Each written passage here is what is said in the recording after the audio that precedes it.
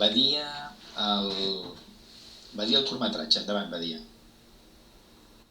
Sí, hola, bona nit, gràcies per convidar-nos. Si voleu em presento, jo sóc el Marcel Buissant, que sóc el director del projecte, perquè aquí amb el perfil de la campanya d'això, però jo estic en treball, jo soc el director del projecte. I molt em sentit amb el que deia la Rosana, no? del tema de que no hi ha cinema històric català, o n'hi ha molt poc, no? I doncs això, bàsicament, nosaltres el que volem fer és un curtmetratge recuperant una figura històrica de la Segona República, que és el Miquel Badia, que va ser comissari d'ordre públic, un individu una mica controvertit, independentista català, no sé si molta gent el coneix, és una mica desconegut perquè és un personatge una mica incòmode, i res, estem fent una campanya de micromecenatge per intentar tirar endavant aquest curtmetratge, perquè, com també hem comentat per aquí, és francament difícil fer cinema històric per un tema de que no hi ha un interès des de les institucions i el que diu el Víctor una mica, que el públic tampoc respon moltes vegades, no? Perquè s'han fet algunes pel·lícules històriques molt interessants, com el Coronel Macià, que va fer el Josep Maria Font, que va estar molt bé també, i no va tenir no va tenir molt públic, no? Es va intentar fer una pel·lícula sobre el Moragues també en el seu moment, sense èxit, el Josep Moragues, no? Un heroi de la Guerra de Successió. És el que ens trobem habitualment, però nosaltres creiem, el grup d'amics que fem això, que som professionals del sector, alguns treballem menys, altres treballem més, no? D'aquest grup, que som el Marc Pasqual, que és el director de fotografia, el Josep Uller, productor executiu, la Inés Rubinat, també productora, que tenen una productora que es diu Films en Off, i jo mateix, que sóc el Marcel Buissant, intentem... Comentava que havíem fet un curtmetratge també el 2020, que es deia La tardor de la història, amb l'Enric Masiol i Alex Casanovas, sobre un fet de la postguerra, com va ser l'afusellament de Lluís Companys. I bé, fem aquest tipus de cinema, però clar, ens trobem això, no? Que una inversió com aquesta, l'estem, durant molt de temps, l'estem arrossegant, no? Perquè ens autofinancem els projectes i llavors, evidentment, no recuperem, perquè és un curtmetratge, és molt difícil recuperar, però igualment, això, no? Igualment tampoc ens torna i llavors ens triem molt de temps a recuperar la inversió i ara estem intentant aviam si els catalans i les catalanes responen. No ens agrada demanar-ho, realment no ens agrada demanar diners, però només que 1.000 persones posessin 10 euros podríem fer aquest curtmetratge, o 500 en posessin 20, no?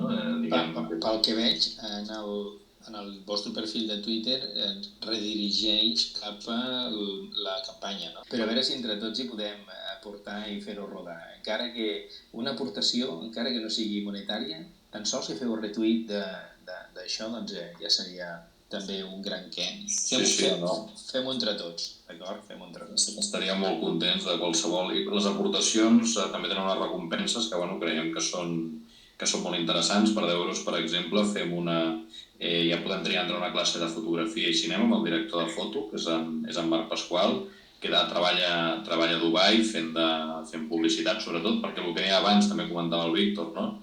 Que no podem viure aquí, doncs què hem de fer? Hem de marxar.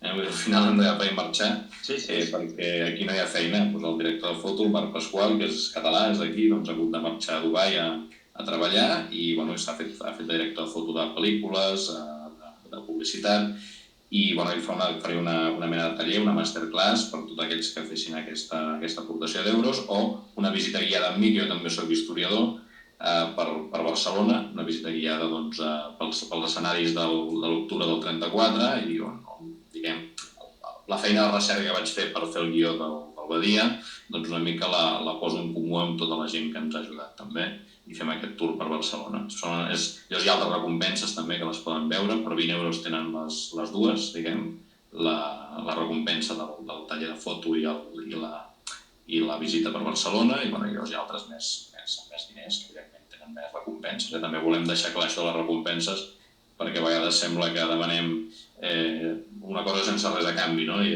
evidentment volem donar alguna cosa també a canvi. Al final, el nostre coneixement, el nostre temps, és una cosa que ens fa molt feliços també. I es pot fer aportacions de menys de 10 euros també, si algú vol posar €1, doncs també, escolta, li estarem molt, molt agraït. Vull dir, sabem que és un esforç, que és un moment molt, molt complicat.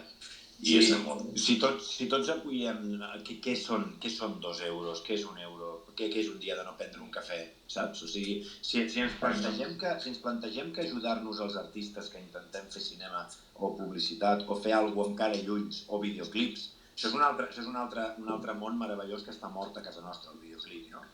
Però si la gent entengués, partint de la base que això no hauria de ser així, perquè amb els impostos, etc ja hauríem de retroalimentar-nos, o com fa França, no? Que de les entrades de cinema hi hagués una part que anés per ajudar-nos a fer cine, no?